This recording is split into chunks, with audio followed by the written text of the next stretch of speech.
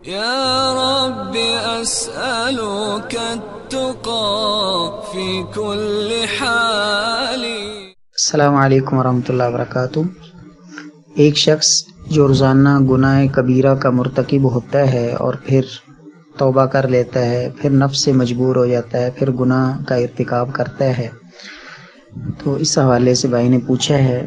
تو سب سے پہلی بات تو یہ ہے کہ انسان اللہ رب العزت سے جس گناہ سے توبہ کرے تو توبہ کی جو شرائط ہیں، جب ان کو ملحوظ خاطر رکھ کر انسان تائب ہوتا ہے تو یقیناً اس سے گناہ میں بچنے میں کافی ساری معاونت اللہ کی طرف سے شامل حال ہوتی ہے۔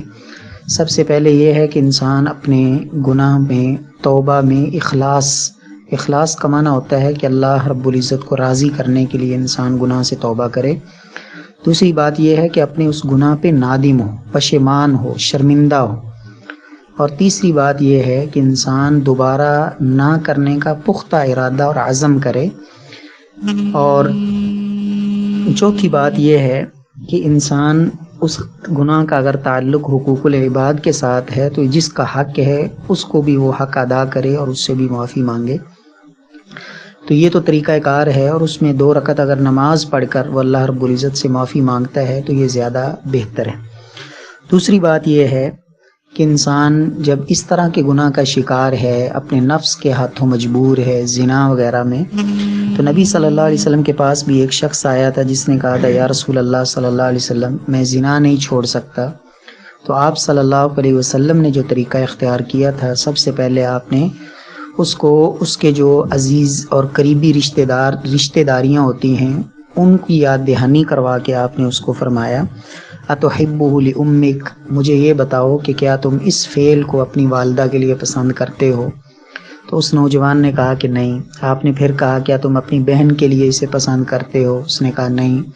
پھر آپ نے کہا کیا تم اپنی خالہ کے لیے اسے پسند کرتے ہو؟ اس نے کہا نہیں۔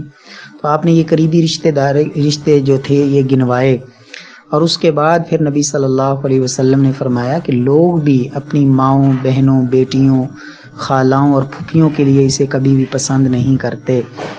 تو اس کے بعد نبی صلی اللہ علیہ وسلم نے اسے دعا دی تھی اللہم طہر قلبہ وحسن فرجہ، اے پروردگار اس کے شرمگاہ کی حفاظت فرما اور اس کے سینے کو صاف کر دے۔ تو یہ بھائی بھی اپنے لیے یہ دعا کیا کرے اللہم طہر قلبی وحسن فرجی۔ اور نبی صلی اللہ علیہ وسلم نے جو دعا سکھائی ہیں ان میں ایک دعا یہ بھی ہے اللہم انی اعوذ بک من شر نفسی ومن شر سمعی ومن شر بصری ومن شر لسانی ومن شر قلبی ومن شر منیتی۔ تو یہ دعا منیتی کا یہی معنی ہے کہ اللہ مجھے میری شرمگاہ کا جو فتنہ ہے اور میری منی کا فتنہ ہے اس سے مجھے محفوظ فرما۔ تو یہ دعائیں جو ہے نا یہ بھی انسان کے سامنے رہنی چاہیے اور اللہ رب العزت سے انسان کرتا رہے۔ اور تیسری بات یہ ہے کہ انسان اپنی مجلس اور صحبت جو ہے نا اس کو تبدیل کرے تاکہ اس کی سوچ جو ہے وہ مثبت پہلو کی طرف جائے۔ جو شخص سارا دن موبائل پہ گندی ویڈیوز دیکھے گا اور گندی میسج جو ہے نا وہ پڑھے گا اور گندے لوگوں کی محفل میں بیٹھے گا تو یقیناً جو ہے وہ اس کی سوچ جو ہے نا اس میں کبھی پاکیزگی نہیں آئے گی۔ وہ نیک لوگوں کی صحبت اور مجلس اختیار کرے، قرآن مجید کا ترجمہ، تفسیر، احادیث، ایسی نبی صلی اللہ علیہ وسلم کی سیرت، صحابہ کرام کے واقعات، ان کو اپنے مطالعہ میں لائے۔ اور تیسری بات یہ ہے کہ انسان جو ہے نا وہ اللہ رب العزت کے سامنے جو حاضر اور پیش ہونا ہے اس پیشی کو مد نظر رکھے۔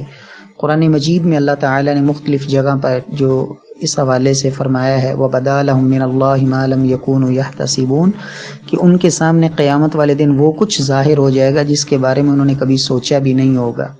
اور اسی طرح قرآن مجید میں اللہ تعالیٰ نے فرمایا یوم تبلی السرائر، کہ قیامت کا دن وہ دن ہے جس دن تمام رازوں سے پردہ فاش ہوگا۔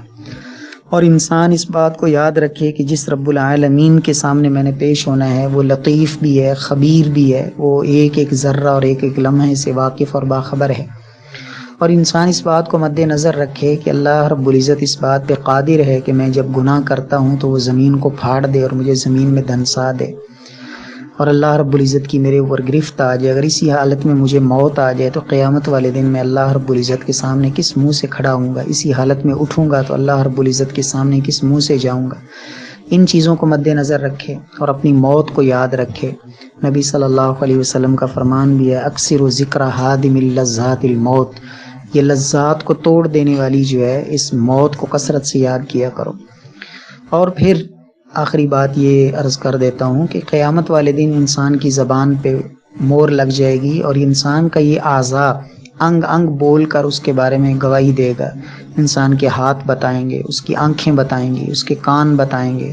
اور قرآن مجید میں سورہ یاسین میں اللہ رب العزت نے فرمایا کہ انسان کی تشہد ارجلہم، کہ ان کی ٹانگیں ان کے خلاف گواہیاں دیں گی۔ اور ارجل کی تفسیر میں علماء نے لکھا ہے کہ یہ کنایہ اللہ رب العزت نے استعمال کیا ہے، مراد اس سے شرمگاہ ہے، کہ اگر انسان شرمگاہ کے فتنے میں مبتلا ہے تو یہ بھی قیامت والے دن اس کے خلاف گواہی دے گی اور اس کے جو ہے نا وہ اس گناہوں سے پردہ اٹھائے گی۔